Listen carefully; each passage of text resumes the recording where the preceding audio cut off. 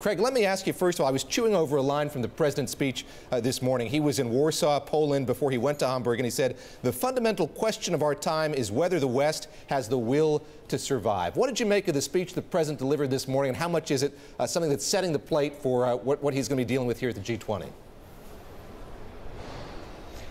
Look, I think that it was very reminiscent to me of his inaugural address, which people used to use the word dark.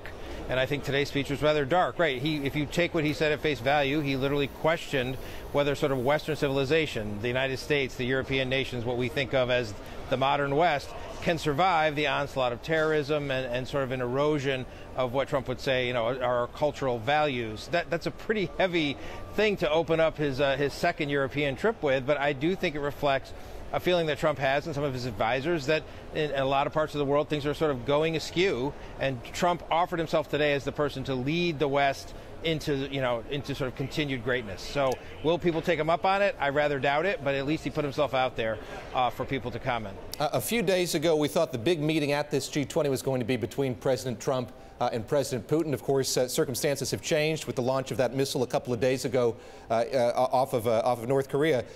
Let me ask you just how important the meeting is going to be between him and President Xi. Is that now the most important meeting the president's going to have there while he's in Germany?